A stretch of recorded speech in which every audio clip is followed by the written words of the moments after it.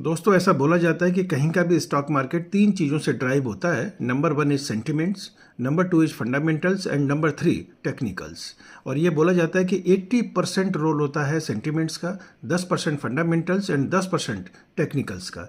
और ये बात बिल्कुल सही भी है, क्योंकि पिछले 8-10 दिन से हम लोग ये देख रहे हैं कि हमारा मार्केट बिना किसी कारण के, सिर्फ नेगेटिव सेंटिमेंट के कारण मार्केट गिरते ही जा रहा है, गिरते ही जा रहा है, और समझ में नहीं आ रहा है हम लोगों को कि हम क्या करें। लेकिन ये भी बोला जाता है ये जो सेंटिमेंट्स है ना, ये बहुत जल्दी बदलते हैं। किसी भी गुड न्यूज़ से ये तुरंत बदल जाते हैं, और ये बात भी आज मार्केट ने सही साबित करी।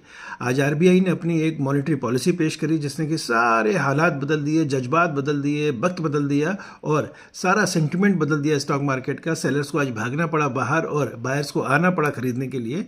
तो पूरी तरफ, चारों तरफ स्ट्रीट में आज केवल ग्रीन कलर नज़र आ रहा था, रेड कलर दूर दूर तक नहीं था। इसी सब के चलते आज Nifty 50, BSE Sensex, Nifty mid cap 100, small cap 100, ये चारों इंडाइसेस लगभग 1-1% की बढ़त के साथ बंद हुए हैं, जबकि बैंक निफ्टी आज 1.3% की अच्छी खासी बढ़त के साथ बंद हुआ है।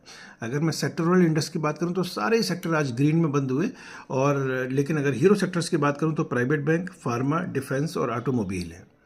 अब अगर एफआईआईज की बात करूं, वो तो बाज नहीं आएंगे बेचने से। आज भी उन्होंने कैश मार्केट में 1605 करोड़ का माल बेचा है, और डीआईआईज ने 2916 करोड़ का माल आज खरीदा है। तो अब दोस्तों ये आता है कि कल तो मार्केट बंद है दशहरा की छुट्टी के चलते। परसों जब मार्केट खोलेगा तो क्या सेंटीमेंट रह सकता है, तो जरा थोड़ा सा कुछ फैक्ट्स देखते हैं। आज निफ्टी का मूवमेंट, ओपनिंग करी थी 24620 पे, जो कल की क्लोजिंग 24611 से 9.2 पर है, ये ध्यान रखिएगा। लो बनाया इसने 24605 का, हाई बनाया 24868 का, और क्लोजिंग दी है 24836 पे।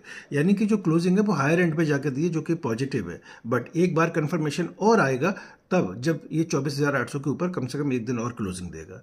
अगर मैं चार्ट पे एनालिसिस करता हूं तो चार्ट पे देखता हूं कि पहला रेजिस्टेंस लेवल 24,800 का जिसने ब्रेक करके बहुत बड़ी ग्रीन कैंडल का फॉर्मेशन किया है, और अगला जो रेजिस्टेंस है निफ्टी का वो 25,050, और उसके बाद सीधे 25,410 पे है।